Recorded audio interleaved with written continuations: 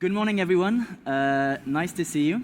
If you are here today with us, and unless you are lost in this room, you are here to listen to this discussion on the link between better standards uptake by companies and European strategic autonomy. If you are lost, rest assured, I'm sure you've made an excellent choice, and we hope you have a good time with us in this discussion. You may be wondering who we are, so we have a slide with a slight presentation of my colleagues here. To my right is Emilia. Oh, it's changed again. Emilia, who is Chief Data and AI Officer at Black Swan Lux, SME in Luxembourg, and she's an AI standardization expert. Next to Emilia is Justina, who is Innovation Director at the European Digital SME Alliance and the Project Coordinator for Blockstand, which is a European project supporting blockchain experts in standardization. And finally, we have Pitko, who looks very much like the picture above him, who is the CEO of Industria and is a blockchain standardization expert. So these are the faces, but why are we here and who are we as an organization? We are all members of the European Digital SME Alliance. We are the largest network of ICT SMEs in Europe. We have a membership of around 45,000 companies, spanning from 30 national and regional associations from EU member states and neighboring countries. And we have different experts involved in different working groups, which I'll present in a bit. Our membership is composed of quite a wide array of companies. So we have data and IoT specialized SMEs, we have ICT security providers, we have software developers, B2B software solution providers, industrial AI developers, and IT consultants. And Emilia and Pitko, here with us today, are two of our experts which come from this membership. We organize our work through different working groups, and as you can see here, they are organized along different topics. We have working groups on AI, on skills, on IPR, on blockchain, data, you name it. And one of them, as you can see to the right-hand side, is a working group on standards. And this is the inception point, let's call it, to why we are here today. Linking our work on standards to European strategic autonomy can be considered as a bit of a stretch, and I'm sure you maybe wonder why this stretch has been made. And this is why we are having this discussion today, to be able to answer any questions you have and try and maybe map out some trends. Before we get going, perhaps a quick question for the audience and a show of hands from your side. Before coming into this session, how many of you know what a standard is, and how many of you use standards perhaps in your business models or in your companies, and how aware are you of standardization work streams? Some hands a bit shy. I see 3 confident hands, which is a good start. But I would say we were sort of expecting this, and this is why we applied in the first place for this panel, to be able to raise awareness on these issues among European industry stakeholders. What we observe in the work we are doing is that standards are essentially perceived by European companies as a technical matter. And there's a lack of understanding of its benefits by many, many companies, especially SMEs. And this is the work we are doing directly as an organization. And nonetheless, what we believe in and what we try and push in the work we are delivering is that the economic and strategic value for European companies in standardization is really important. And we try and promote this through different ways. And one of the things we also believe in, and this is why we are having this discussion, is that the geopolitical stakes, which maybe are not quite self-evident when you think of the topic in the first place, are quite considerable. The way standards are shaped at international level have direct consequences on the entire European industrial ecosystem downstream. So if the European companies are able to understand these processes, they'll be in a better position at all levels. So to put it in a nutshell and to finish on this slight introduction, the aim of this discussion is to raise awareness among different stakeholders here today, have a discussion with you, hear about your feedback, your concerns, any questions you may have, and take it from there. So the way this session is going to be organized, we have 3 experts to my left, which I've already presented earlier. And each one of them has a specific first-hand insight on one specific aspect of the standardization ecosystem in Europe. Before I finish and pass on to my colleagues, I'd just like to stress that we would like this to be an interactive discussion, so we'll have some questions for you, and if you have any questions for us, feel free at any time to just raise your hands. I think there's a microphone that might be circulating from what I've understood, so feel free to stop us at any time and share your questions, or just share your thoughts on anything that you would like to share.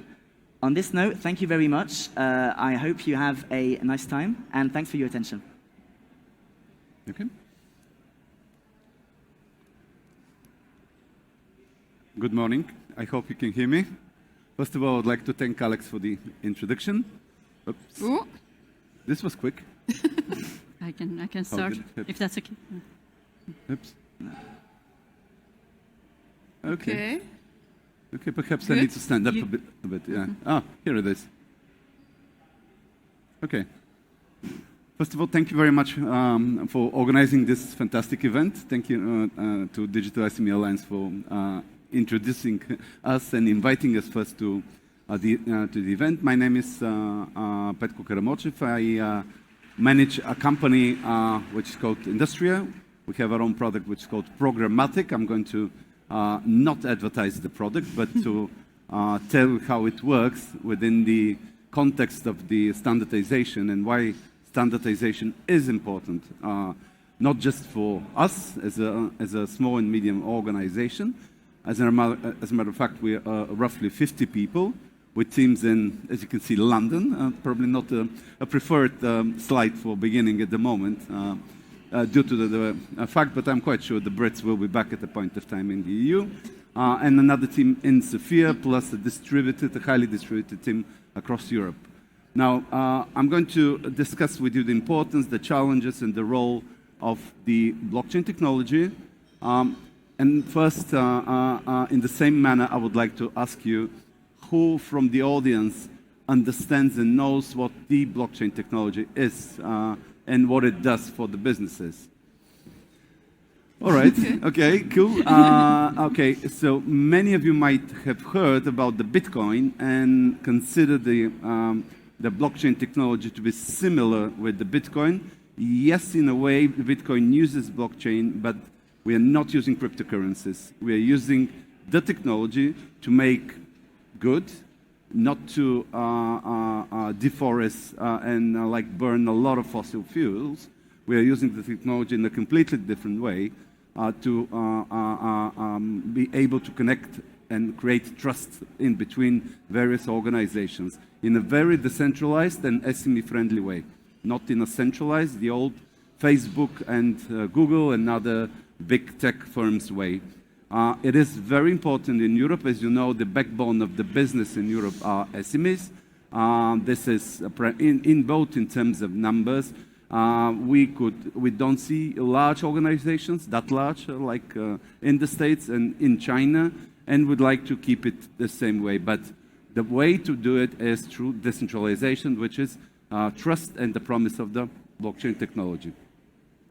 Now, why standardization matters? It matters internationally.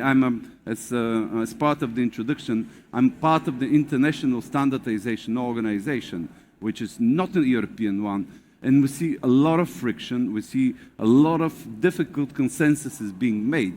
Because on the international stage, you can see China fighting Japan, who's fighting Russia, who's fighting in a very scientific way, but still a lot of discussion is happening, and this takes plenty of time, and consensus is made very difficult. Across the EU, it's done by other organizations like Sensenelec and many others, including the primarily EU-dominated organization called the NATBA, International Organization of Trusted Applications. Now, this helps within the blockchain. Think about it not just in the financial sphere, but in any field that requires transactions, payments, and not just payments, but exchange of secure data. This is super important to have standardization. Why? Because within the last 10 years, since the introduction of the first technology, and especially after Ethereum was introduced back in 2014, we can see roughly 1,500 different protocols So it's not only that we don't speak one language, we speak 1,500 languages. So a standardization is necessary for these technologies to interoperate. I don't know, are you familiar? Some of you are very young, but in the beginning of the internet era, an email, each company in the States had its own standard for sending emails. So I wasn't able to send, an AOL user wasn't able to send an email to AT&T user because they speak different language. So this is why standardization is interesting and important. In order for technologies to be regulatory compliant and oversight is made, especially in, as you might have heard, there are a lot of issues in the past using technologies that use crypto, and a lot of money was lost. In order for these technologies to be regulatory accepted, a standard is necessary and high measures needs to be taken. If there is no standardization, this will mean a fragmentation.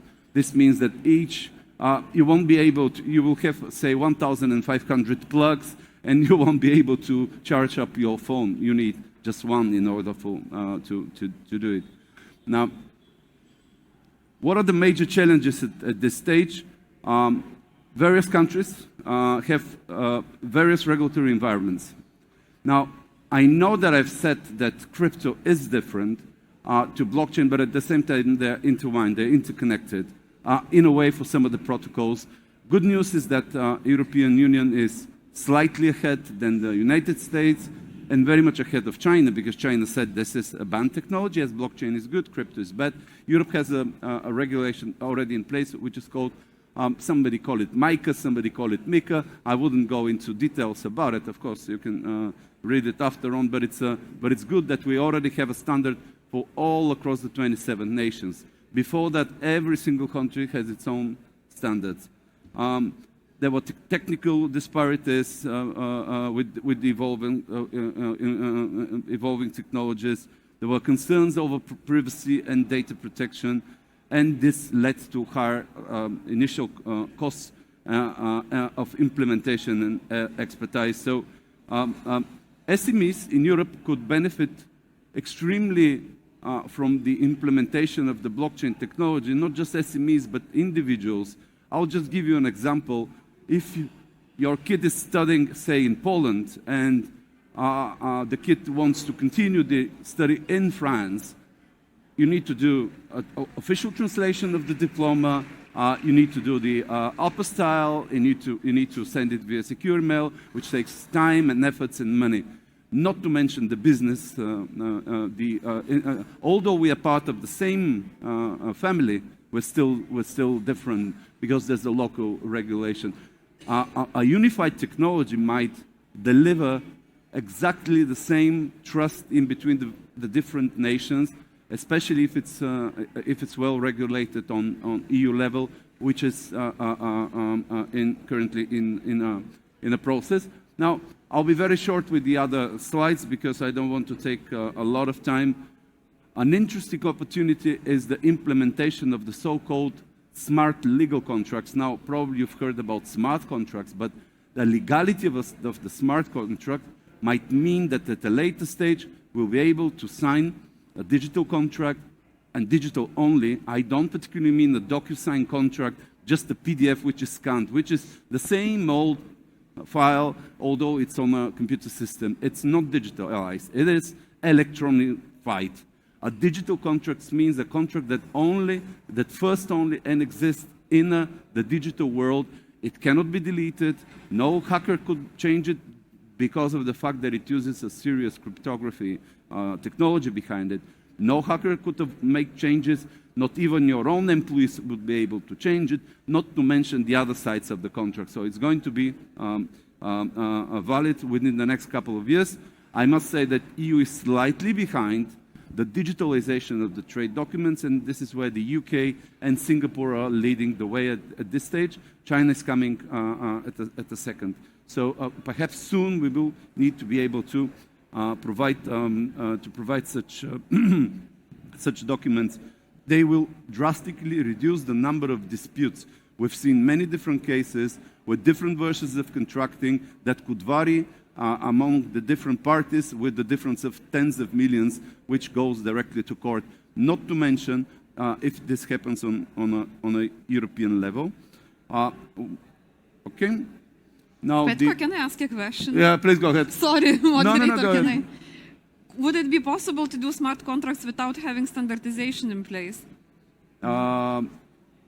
I don't think it would be possible because we will be again speaking different languages. I mean, your contract will technically look different. At least with the paper contract, it's a one standard, which is paper contract. But, A4 is also a standard. Yeah. But again, we are in the EU, it's all continental law, which makes it easier.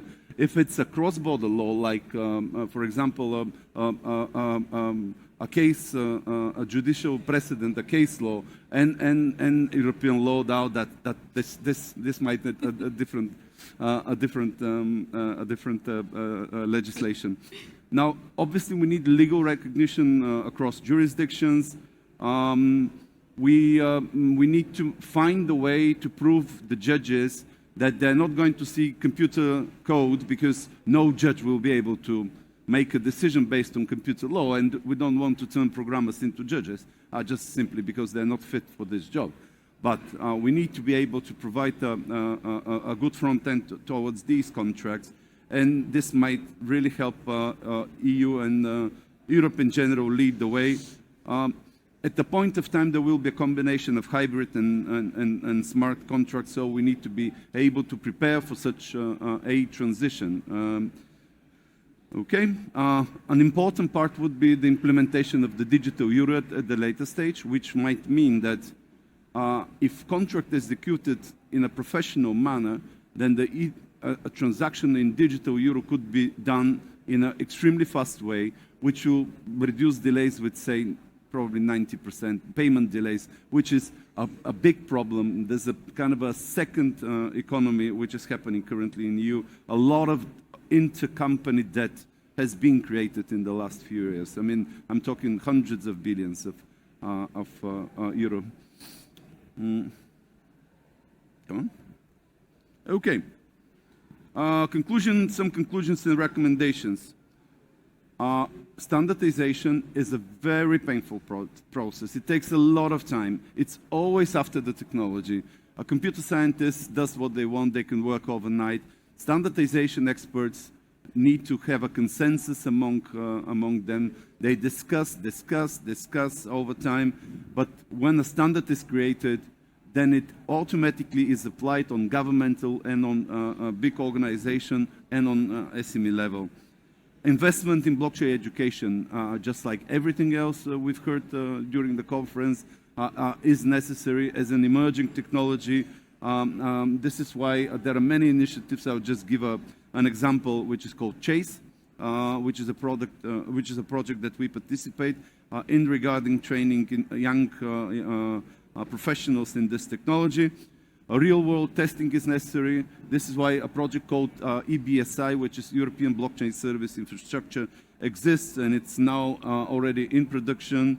Legal experts need to be involved, and we need a proactive and adaptable approach, both to implementation of the technology, talking to governments, officials, organizations, and of course providing standardization attempts. Thanks a lot, Petko. At the end, you mentioned the difficulty for SMEs to onboard the standardization processes in these activities, and from what I've been following in the work we're doing, this is completely true. I know that Emilia has maybe one of the success stories of this aspect, and I know she's going to share it with us now, and hopefully this gives a better perception of what SMEs can do by using standards in their business models. Thank you, Alex. I think this is a great opportunity for an SME to share its experience. So I'm Emilia Tantar. I'm the founder of a startup. It's a spin-off of the University of Luxembourg. And I have enrolled in the standardization journey when I started my startup, because I enrolled in a technology which is artificial intelligence, just called now artificial intelligence, and where at that time in 2015, there was no legislation. At that time, there was no strategy in Europe, so we didn't have any framework. So we needed, for our business to thrive, we needed some framework. So the statement of purpose, of course, the hearing document is to offer a high-level view on the aspects of artificial intelligence standardization, business implications. I'm compiling a number of normative documents and articles on artificial intelligence with a main focus on societal and business-related implications, and is intended for dissemination within the EU Industry Days framework. Where applicable, for your reference, the public domain external materials are credited, so you can follow those links and you can learn more. And the links are provided to allow further referencing. That went fast. Let me go back. So we're almost, I wonder if I'm on the, am I going in the good direction? So what I would like to share is the experience while I'm going the opposite direction. Yes, thank you. So I'm sharing my expertise as a researcher, moving from research to business and to standards. Yes, thank you. So why standards were important for our company? And I'm sharing the SME journey. When we started in 2015, we had a proof of concept. So we had public funding. Then we had first pilots. We were active in Belgium, in Luxembourg, in Netherlands, in other territories also. So we launched our application and we did that for 2 years. But there was no differentiating factors between what we are doing, top-notch technology, and what the rest are doing, saying that we do AI, and you put a label. This is the startup world. So as long as you can't claim, I'm according to a standard, I'm aligned with that standard, or I'm aligned with that framework, that regulatory framework, you are somewhere in the blue ocean, which becomes a red ocean for you. So our differentiators in 2015, 2017, they were the high level of trustworthiness and our advanced artificial intelligence know-how. We worked with Atomic Energy Commission, with NASA, with different other players on the market, because we were researchers for 15 years. It's a family business, so I built it together with my husband. Does the market care about AI trustworthiness in 2015, 2017? Not really. You know, you'd like to invest, and you like to invest in this buzzword, which is artificial intelligence. You don't have a definition, but you'd like to invest there. So we were in the red ocean, many competition. So how the standards, they supported our journey. For example, in our country, in order to be part of standardization, Luxembourg offers support for free. You can be part of standardization for SMEs and also for other companies, but you have to go through certain rules. Building on the experience that we have, they invited us, the ILNAS, which is National Standardization Body, they invited us to engage in artificial intelligence standardization because we need experts. That was a real good path for us. We have the framework for trust. So then we decided that based on the fact that we are state of the art and we can transpose that to support other SMEs to not pass through the same hurdles, we decided that we will change our focus in the business. So from the Black Swan core, which is anomaly detection, we can use it to assess risks for other SMEs going on the market and to assess the levels of trustworthiness they have. This is a shift. But this is our shift. So this has allowed us to grow our business. Of course, we built trust at the board level, but now we have the European AI strategy since 2018, and that supports us a lot. So we support the upskilling of the boards. We have partnerships with the National Institute of Administrators for the boards. We support upskilling for the financial regulators and so on. So we extend our offer. How we engage. At the beginning, there were many initiatives in standardization. In 2018, international standards in artificial intelligence started. We decided at the beginning to engage at international level in all the working groups, which is unbearable because you can't have meetings and do business in the same time, you know? You will have meetings every day for the different working groups. So first of all, at the national level, it was acknowledged that we had a real strong involvement. So I was appointed the president of the Luxembourg National Mirror Committee. I'm still the head of delegation for Luxembourg, international and European standardization. They even awarded me for my involvement.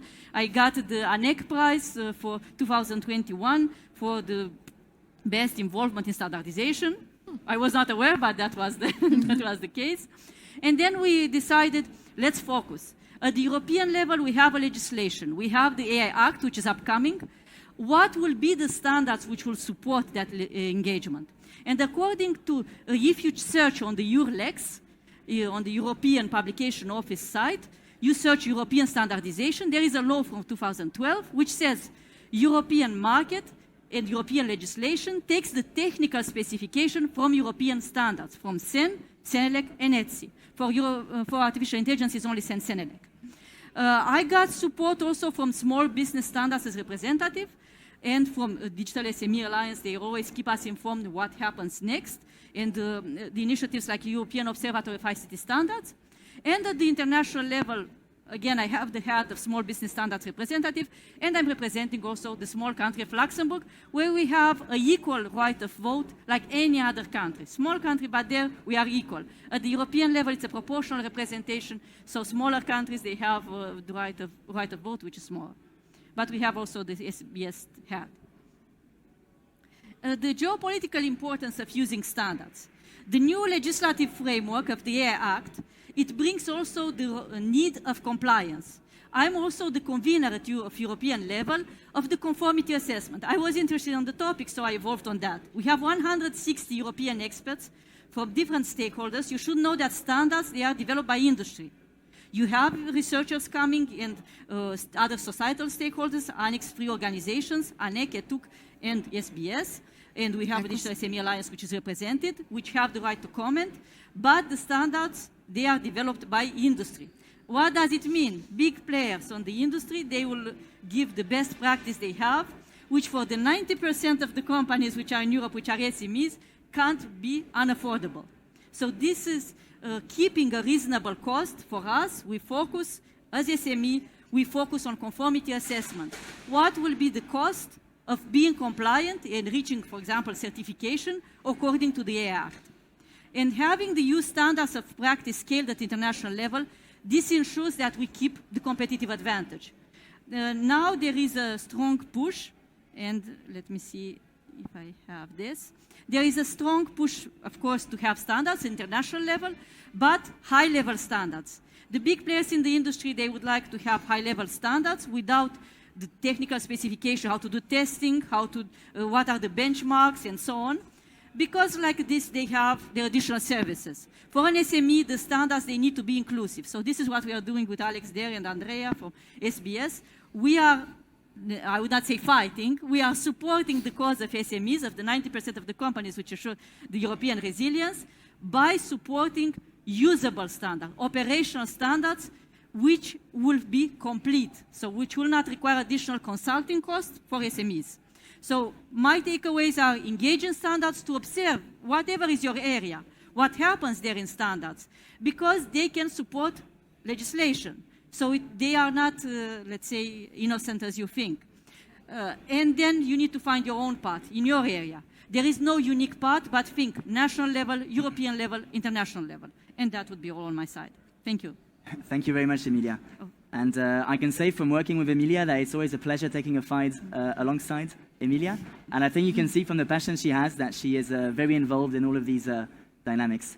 Our last speaker, before going to the Q&A section, is Justina Bielosket, who, as I mentioned, is the Innovation Director for the European Digital SME Alliance. And she is also the coordinator for a EU-funded project called Blockstand. And she's going to tell us a bit more about it and how it affects European standardization overall. Thank you very much, Alex. So indeed, what we learned here that companies participate in standardization, and for some of them there are challenges, there are difficulties. It's not super easy to always be involved. It also requires a membership fee to be involved into international standardization organizations. It requires a lot of time. As Emilia said, there are multiple meetings happening to define the standard or any other work item of standardization committee. Let's not get into details.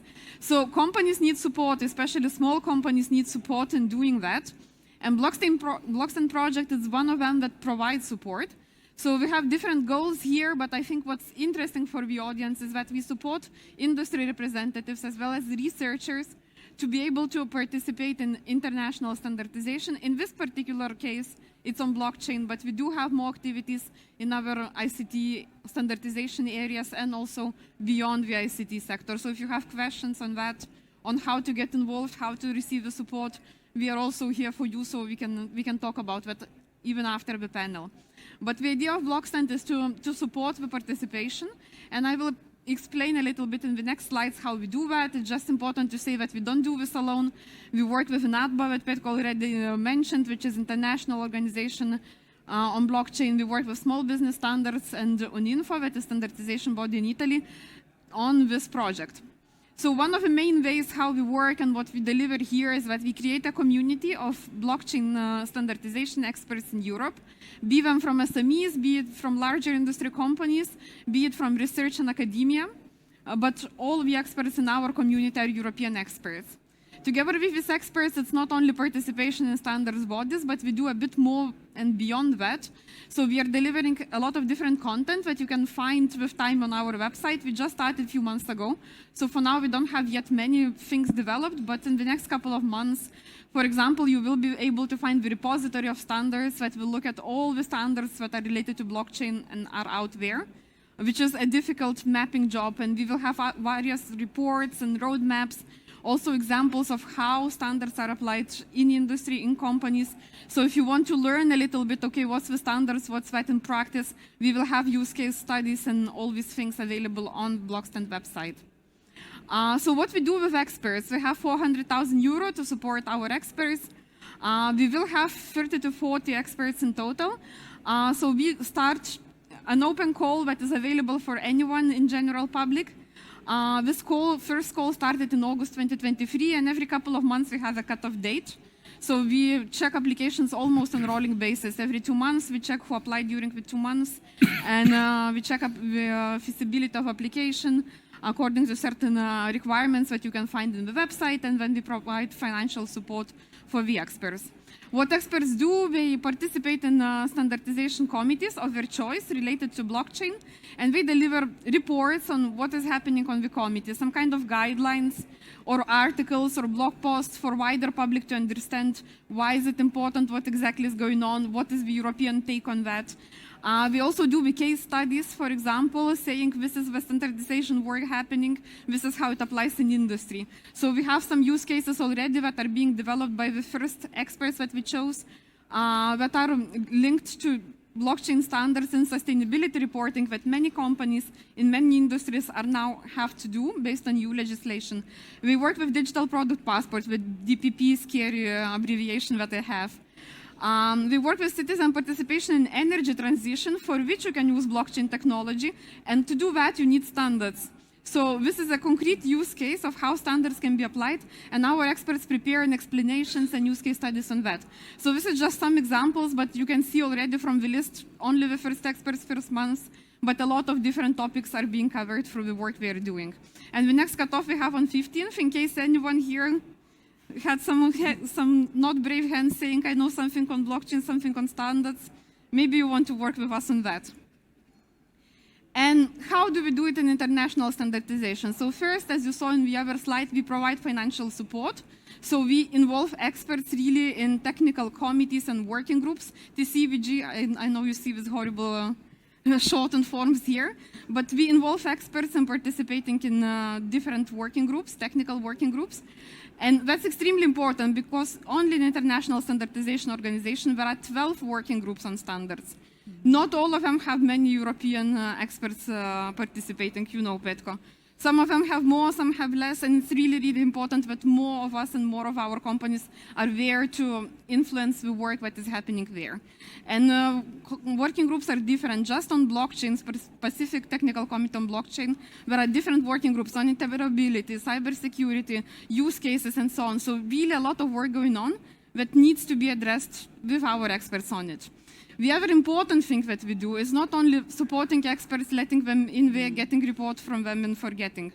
We bring experts together in our technical coordination board where we have a discussion with experts. We involve also ourselves, also some of the decision makers to explain the experts the importance of technical work we do. Because we are technical experts, we do not always understand the political value, the geopolitical value, the value for industry of the work we are doing. Since we understand the technical part, but not the rest. So in this technical coordination board, we help experts to discuss between themselves to understand the value, to connect the technical work with political priorities that we have in Europe, so that we're even more equipped and better understanding why we are doing this discussion and how important the discussion of technical work is. And finally, we also have our blockchain standardization facility and community tool that we are about to launch in a couple of weeks from now, right, Alex? Which will be an online forum for stakeholders to discuss. We will have all our supported experts in there. So if you have questions, if you want to maybe learn and see if it could be something for you in the future, that will be the place where our experts can also answer different questions. There is a forum. We will have also stakeholder meetings, public events, so you can generally sign up to that and see more on that in the next weeks. So that's basically it, and I think now we will have a bit of discussion. Yeah. Thanks a lot, Justina.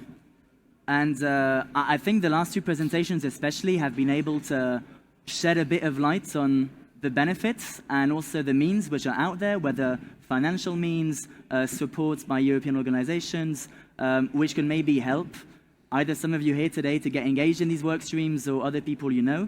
And I think this is the point of the discussion today. As Justina was saying, we are heading into the Q&A part of the session.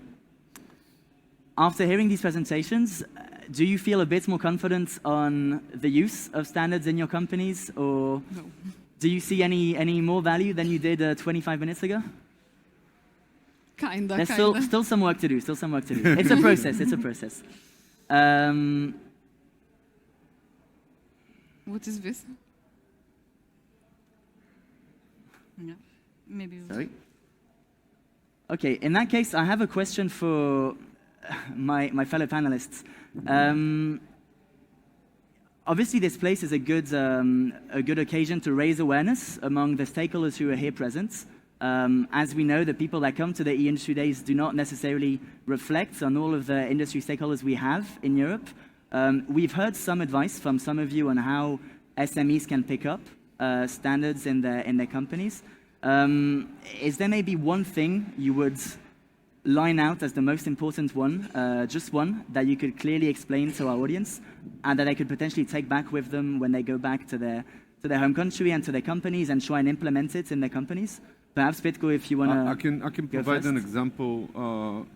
During the last, was it 2.5 years, we had, I believe, 6 customers who came with the same business idea, 6 startups, 6 future SMEs. Each one of them was super convinced that this is a unique idea, and it's already being discussed within one of the standards. So they were like 100% sure that they have this idea, but it turned out that all of them are discussing it's about a supply chain using the blockchain technology. It's not about something secretive, and it's being done only if these customers came with the idea to use the standard rather than to each one of them to reinvent the wheel all over again. It would be quite easier for them to understand how to apply the technology and much cheaper for them to implement the technology. Thanks, Petko.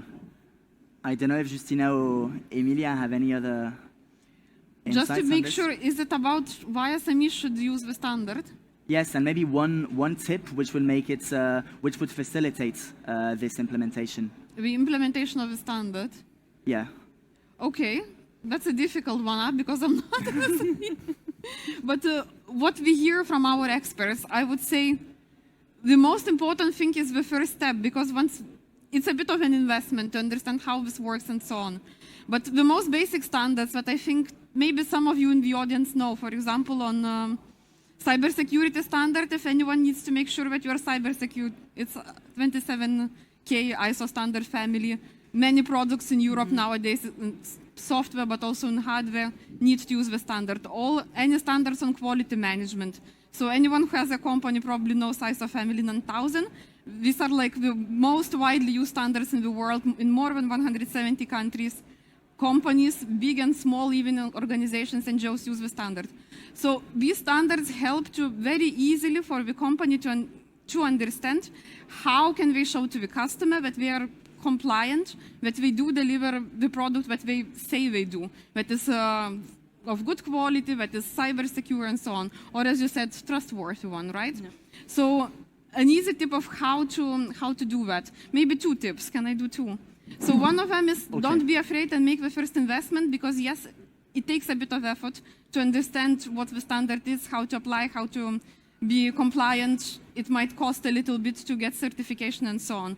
But after this has been made, for sure, market accepts these standards, accepts these things, and the consumer will be likely to choose your product over the other one. So first one is don't be afraid, try to make investment and look for potential ways to, that's here where we get to the second tip, look for potential ways to find the support. So either we have projects that help you to understand that. There are also digital innovation hubs nowadays that advise companies on local level about all of these things related to certification and standards. So look for the tools or support measures or guidelines that are available. We have also developed a lot of guidelines in the past on different standards. So there are materials, there is information, just invest a bit of time and try to find it, and the help is there for you. On my side, I would first ask you, how many of you are concerned by artificial intelligence? Do you do upskilling? Do you use procurement for artificial intelligence? Do you have internal developments on artificial intelligence? Or whatever you may call it? We have one. Huh? Yeah. So you collaborate with artificial intelligence one way or another, somehow. And now the question is, do we have the same understanding of the term? Because this is, again, new to the European Commission and, again, new to the European context, as it was before 20,000, you know? So that's, again, new. Standards, they can help you have a common understanding with your industrial counterparts. You have the same definition of artificial intelligence. You can align. There is a standard, it's called 22989, terms and definition of artificial intelligence. That's useful for you. You do business, so you have the same understanding. Let's not argue about it. Let's have a constructive material discussion and pass that bridge, isn't it? Then standards, they can support in avoiding risks. When we speak about artificial intelligence, and I will speak about this technology because I'm specialized in that. Since 20 years I'm doing that. What you call nowadays artificial intelligence. So these techniques is an umbrella term, isn't it? And an umbrella term for approximation techniques. Just remember that. Approximation techniques, they are not exact. There are risks involved, low to high. The Artificial Intelligence Act will clarify that, what is high risk, what is medium, what is low risk. And they are still debating on that, isn't it? There is a trial going. What standards can provide you? Support for procurement. You do not do AI in-house. You want your teams to be upskilled. Upskilled on what in artificial intelligence? And then you have in conformity assessment, we call it certification of a person. Conformity assessment of a person, that it has the right skills according to the area, artificial intelligence. So now we are working, I'm convener of this working group, which is handling conformity assessment. Can be at organization level, at a person level, product, service, and processes. So you have a large panoply. In standards, what we are developing currently for our area is how to handle risk management. You think about CE marking. If your products are subject to CE marking, and if you have AI inside, you will have in your vertical, medical devices, transportation, automotive, whatever device, whatever area you are covering, you will need to add this extra layer of conformity assessment on the AI that you are using. Being a safety component, that's high risk, safety component of an application, being something as anodyne as a chatbot. And this is the debate in the trilogue, and I will not enter that. But standards can provide you the steps, the definitions, the terms, can provide you techniques, testing, benchmarking. They can provide you management of the processes. We have quality management system and risk management system. And what is really interesting, and we are developing currently, on the risk management systems, we have threats, but we have also common countermeasures. This is important knowledge from standards. Just to give you an example from my area. Very practical advice and very tailored to the use cases. Maybe going back to the more policy level and the regulatory environments, especially taking light that we are in an event organized by the European Commission, co-organized. In your opinion, would you say the regulatory environment in Europe is ripe for the participation, especially of smaller companies, in international standardization work streams and all that it impacts on the ecosystem, as you've been mentioning previously? Do you see any ways forward, perhaps, which could facilitate some of the measures we've been discussing today, or what are your views on this? Shall I start? So with one of my many hats, that is not only the Blockstand project, I'm also participating on various levels, involved in various working groups with the European Commission on standardization, exactly because of this reason. And as Emilia mentioned, we are all here somehow linked to small business standards. That is exactly the organization that is mandated by EU law to represent small and medium-sized companies in Europe in standardization. So SBS deals with all the sectors and supports all the companies to participate in standards. So whatever sector you represent, it might be interesting for you to see what SBS is doing.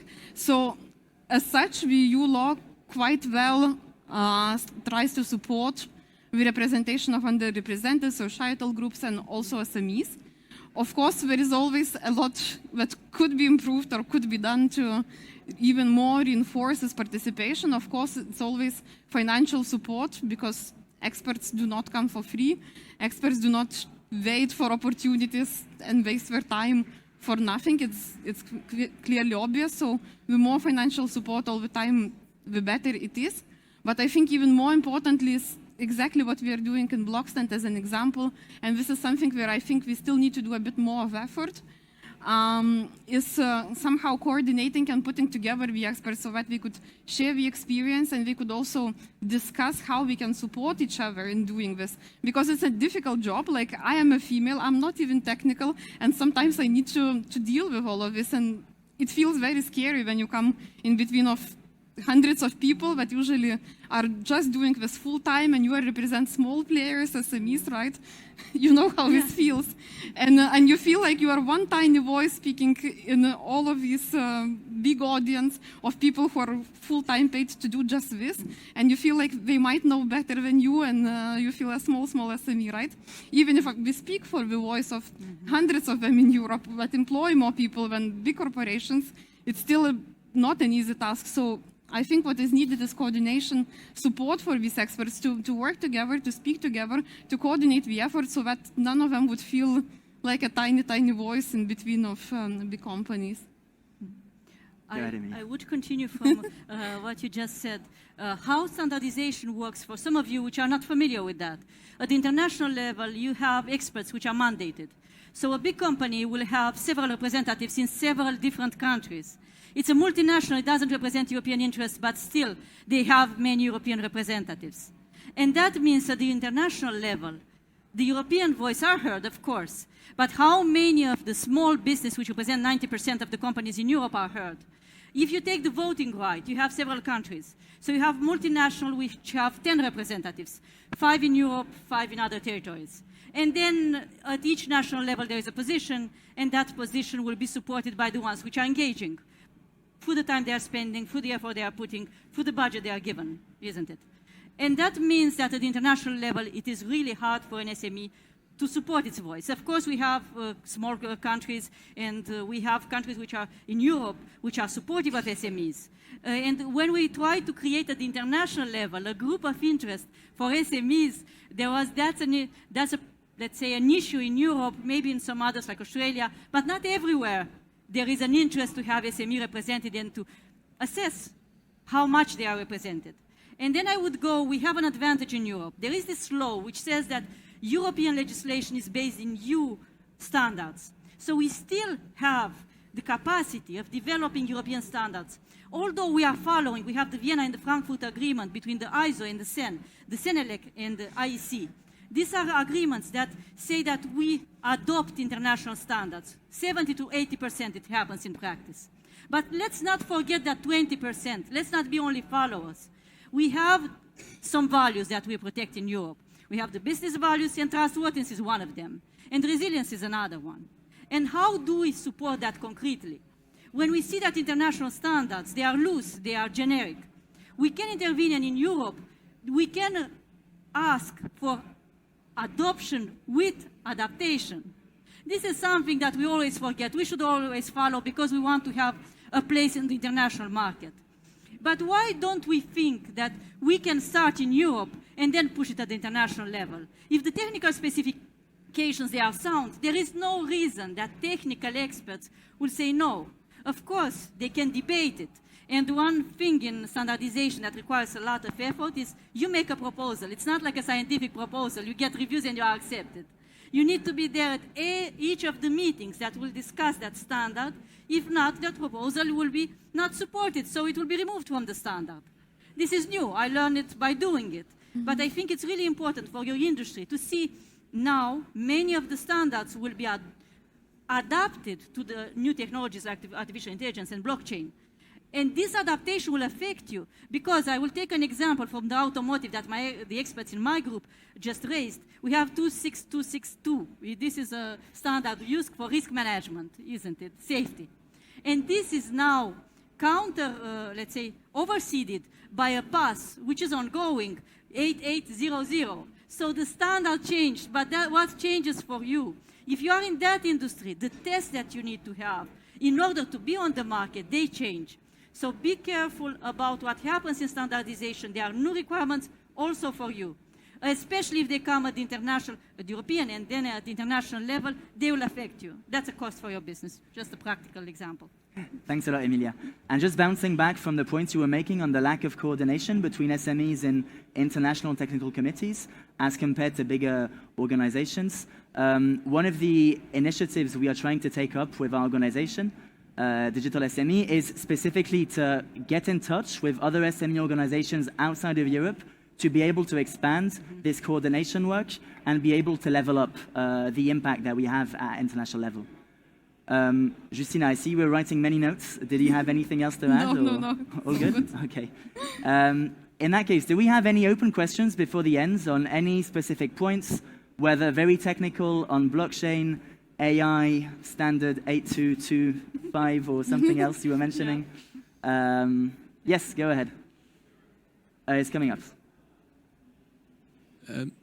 I represent the north of the Netherlands. I work from a regional government with big but also with small industrial companies. I've been learning these days that on European level we see the twin transition from energy and digital. And I want to take you up on the challenge of this session where we are introduced to the field of standardization. I feel that there's a lot of talk about the supply side, the companies that are working on solutions. I get a lot of questions from SMEs in industry that are focused on producing whatever products, and they are worried about the language that the energy grid will speak. So they need to buy machines, they need to buy whatever management of their energy in their company. And basically they're not really interested in being completely involved in having a great opinion about what that language should look like. They don't want to make the wrong choice. They don't want to be stuck with the machine or the software or the computer that cannot talk to the rest of the grid. Just as a general example. Is there something that you can explain us about how to work and what to advise SMEs that are more on the demand side, on the user side of these standards? This is a fantastic question. I love this question. Anybody wants to take it? So this question has a lot of different parts in it, I think. But that's extremely, extremely important question, because I think this is like the key thing we are working on and key thing we are usually trying to explain. The main point here is that indeed it not only happens with energy industry, with all the industries. We have a lot of small companies that provide services in any vertical that could be out there. And in one way or another, they use digital products nowadays because it's impossible to do your business being completely digital-less, right? So that's digital part of the transition. And then many of these companies also want to do this in some kind of sustainable way, using sustainable energy. This is here the grid comes, or anything else, because also we have many companies that are, for example, generally in secondary markets, so servicing, repairing some kind of big devices and so on and so forth. And it's a big business model to be in secondary markets as well for SMEs. And absolutely immense problem, which is a problem a bit less of standards and more of regulation, is indeed the fact that there is not the lack of like language that we can speak, because standards for data interoperability are there. There are plenty of them, there are many of them, and indeed it should not be the user's problem to understand, okay, how do I apply, which I apply, and so on. The problem is that we are still lacking a little bit of regulation to really force, especially the big producers, and this is where SMEs in Europe struggle, to open up the data, to use specific standards so that everything what is being produced by big manufacturers that do produce all these machines would be open and interoperable, because they tend to close themselves into certain ecosystems. Think of car producers. That's a bit easier example maybe than energy grids, because you as users, most of you do have a car. Your car nowadays cannot be repaired by small SME garage as it used to be 20 years ago, because to all the electronics, these companies do not have access. They just cannot read what is going on in your vehicle, right? Even though they might be more innovative, they might be much more price-friendly than the normal big garage. They might be faster, they might offer to you some kind of solutions that are more innovative and could actually reprogram your car to be even more environmentally friendly and so on and so forth. But that is not possible simply because nobody forces the producer to open up the data and to allow all the other market players to use it. And same happens in energy sector. Luckily, in energy sector, we have a bit more regulation, and that's a bit easier. And I think there is a bit more of interoperability because of different legislations in EU. But this is still a big problem, and it is being solved now with different regulations. I think we are getting there. But it's a matter of a different discussion. Now going to a more practical side, it was a bit more for everyone to understand problem is there, and the fact that somebody really working locally with companies is raising it, it's amazing. When it makes me feel like I'm not the only one in Brussels saying there is a problem, but real people in Europe do say it's a problem. And now what to do? I think digital innovation hubs, it's one of the places. It's true that there is still a lot to be done. We just started a year ago and so on, but each region should have a hub. And hubs are the place to bring digital companies, energy companies, those that do have solutions, with other user companies, with demand side. So hub should be the place that can advise the company a bit on the transition and help them to find providers that will resolve it. It's also the European strength, the value chains that we can bring, we can build. There are a lot of other small companies that can advise the user on what to do next. And this is from business to business, of course with costs, of course it's advisory service, but there are consultants, there are solution providers, and there are hubs. There is our organization, we do a lot on matchmaking and helping this user side to come together with demand side. We do some matchmaking also for the commission.